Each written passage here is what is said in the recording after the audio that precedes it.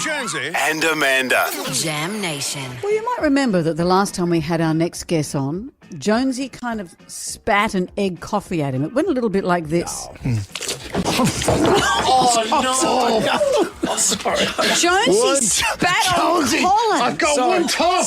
Jonesy. I'm not really good with egg. No. Well, I've heard your humour and I'm surprised to hear that.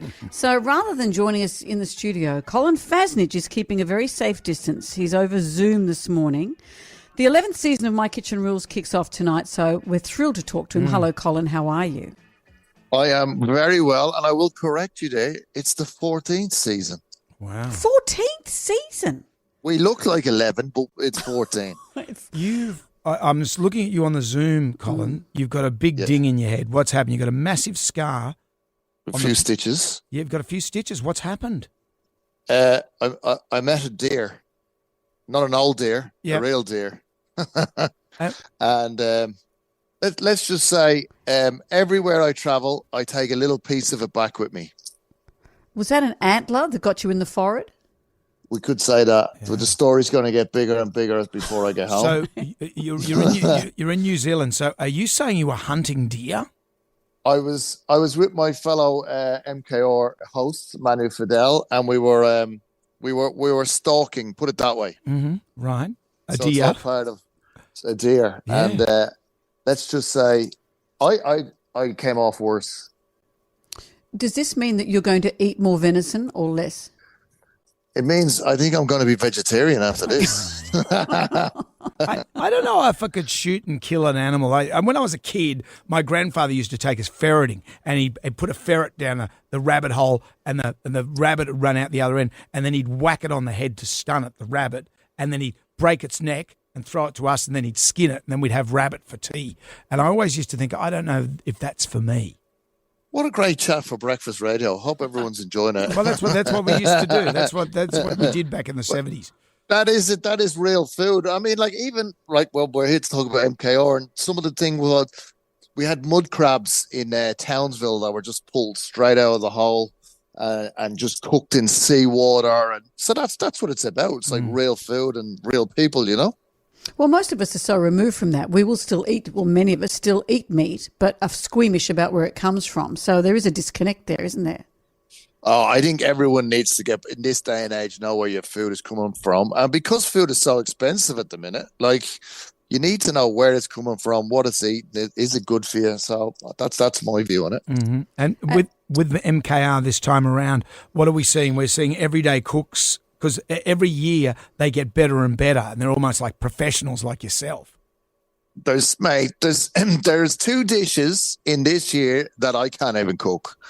So that's there's also a couple of clangers as well. Right. Like there's always a couple of clangers. But I think the minute we walked into the table this year, mate, they're on fire. This is just like firecrackers. You couldn't ask for better.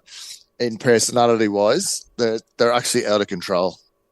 Because I often wonder with you and Manu, you have to spend a number of hours sitting around a table with these people, and often that's the thing, isn't it? The meals take so long to arrive at the table. It must be exhausting you must feel like the royal family making small talk for that long.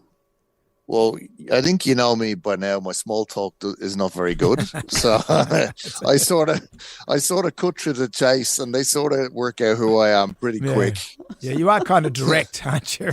I would say blunt, like a brick. Is it true that your daughters, because you embarrass the hell out of them, and they want you to quit the show because they're tired of being embarrassed by their dad? Yeah, big shout out to Lillian May Fassnidge at St. Clair's School at the minute. You're terrible. Who've asked me to quit TV because I am cringe. You're not cringe. You're not cringe.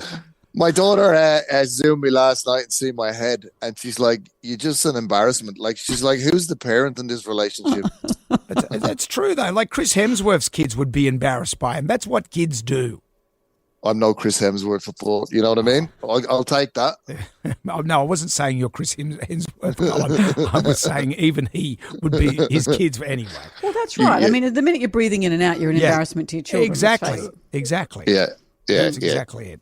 Well, mate, we look forward to watching you eat, and there'll be plenty of offal in the show because you guys, you and Manu, you love the eating Here's the the rubbish. thing.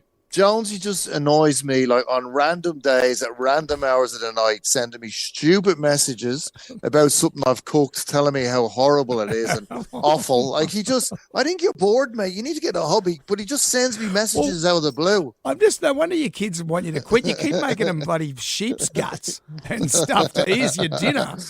Dreadful stuff. One day I will cook for you and I'll change your mind. I don't know. I just can't eat offal. It's awful. I know you've told me numerous times. I'm actually thinking of getting a barring order on you. Just blow a whistle down the line. Well, Cole, it's always great to talk to you. MKR starts tonight at 7:30 on Channel 7 and 7 Plus. Amanda, can you lend Colin some pawpaw ointment for his little scar on his head? I know. There? Take care. We don't want your beautiful visage to be scarred forever. It's not a little scar. It's a huge scar. It It's is a massive quite big. story. It is quite big in the middle of your forehead. Say hi to Manu for us. I will. Do you Thanks, want guys. any shout out to the girls, by the way, just to embarrass them further? To Lillian May Fassnidge at St. Clair's who are on the bus right now listening. And to all their teachers, I love you. Oh, dreadful. Thank you, Colin. Carry on. Thanks, guys. See ya.